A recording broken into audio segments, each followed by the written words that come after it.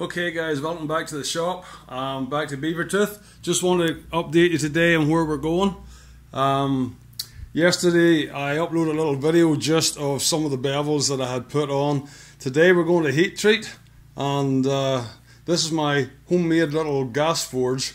It's fine for doing this. It gets me the sort of the right temperatures that I need to do this. So this is the setup.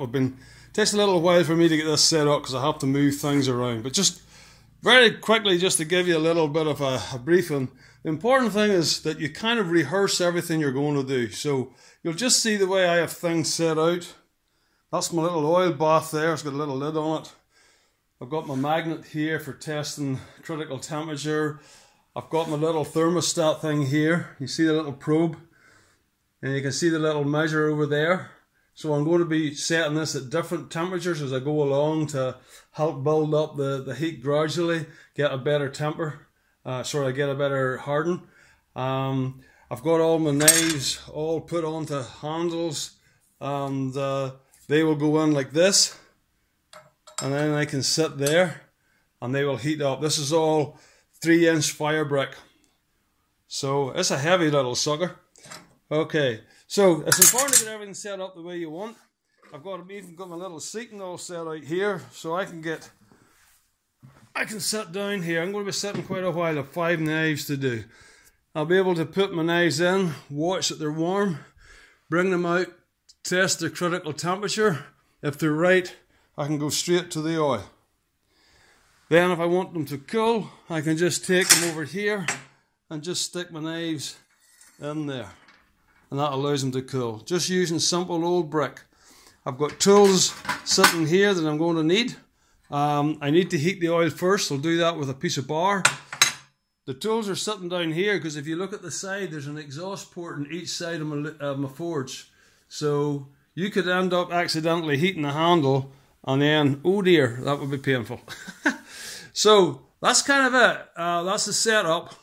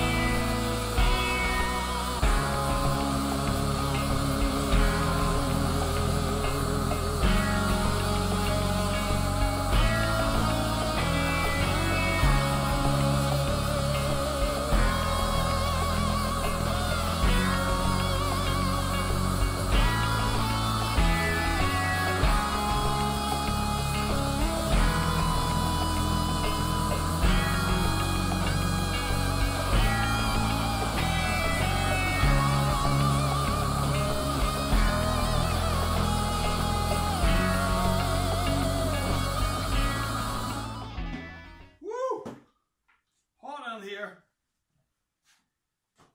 Okay.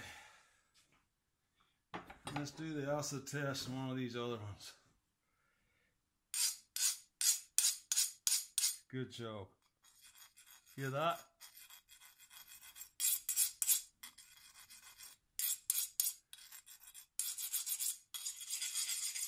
Hear that?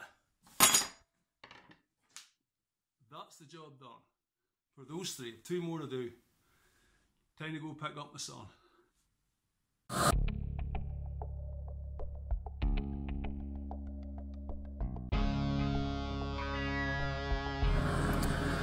So just give you a wee update here. I'm doing a couple of smaller knives here, so you can probably notice that the forge is not just as loud. Just to sort of tell you what I'm doing, I'm bringing them up to heat very, very slowly. So I now have them just around critical temperature. And I could just take them out and quench them. See? So they're just sitting there at critical temperature. But what I'm actually trying to do is I'm trying to just soak them for about maybe 10 or 15 minutes. And what I'm doing, the structures of the steel will come from when it's cold, from perlite right up through. And I've brought it up to, at the moment it's sitting at about austenite. So I'm doing what they call austenizing the steel. We're going to hold it there at sort of critical temperature. And then what I'm going to do, just before I quench them, I'll just turn it up a little bit, just get it slightly higher than that critical temperature, and then I'll quench them. And the oil will cool the knife quick enough that it will freeze it at martensite, so it won't drop the whole way back down to perlite, which means it wouldn't be hard. So you're trying to get it up, hold it, let the structures and the grain of the metal shift, get in line and take the stresses out of it, and then very quickly move it from the fours at austenite, quench it quickly in oil, and that will stop it at martensite, and that's why it'll be hard. Okay, so the knife is black, you know, see that? Black as your boot. That's because it's come out of the oil. So what I need to do is I need to take that back so as I can get it tempered. So as you can see what colour, the colour is changing in the metal. So this is not a finishing process, it's just getting me to the next stage. When I put this in for these knives, we'll get about 2 hour soaks in an oven. And they will go from a shiny colour, hopefully to a nice tan colour, with a deep tan. And what that does is take some of the stresses out of the metal. This is like glass at the moment. If I was to hit that, if I hit that like that, chances are that the metal would just snap. So I need to take some of the hardness back out. That's called tempering. So, it's just a dirty process of getting as much, oh, I know that's shaking the camera, but my priority here is to get the job done and just sort of share a few bits and pieces so people can follow the process.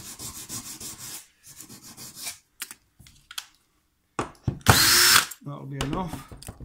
You can probably see the difference.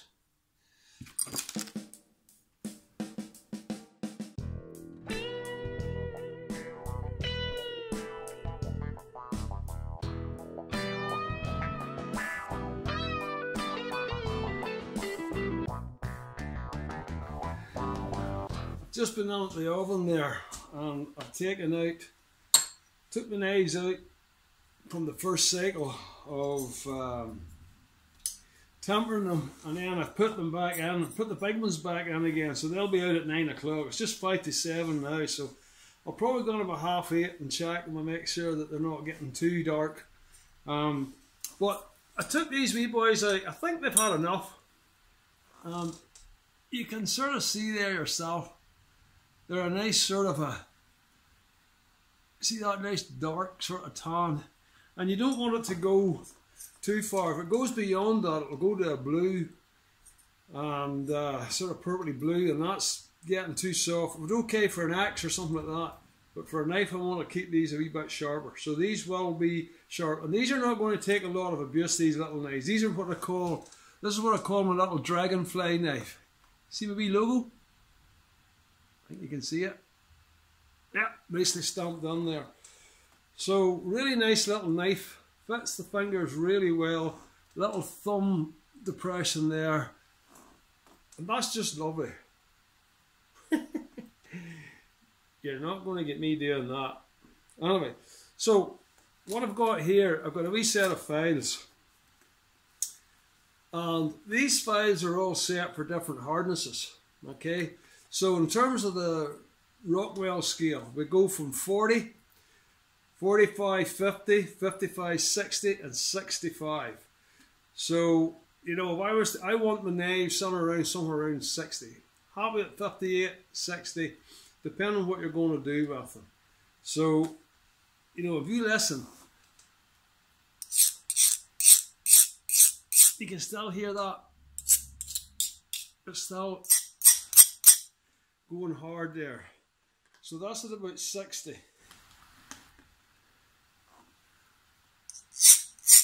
And that's 65. And it's just ever so slightly trying to shine, put a wee bit of a shine on the end there. You see that wee, I don't know where you can see that. Yeah, you can. So they're probably in around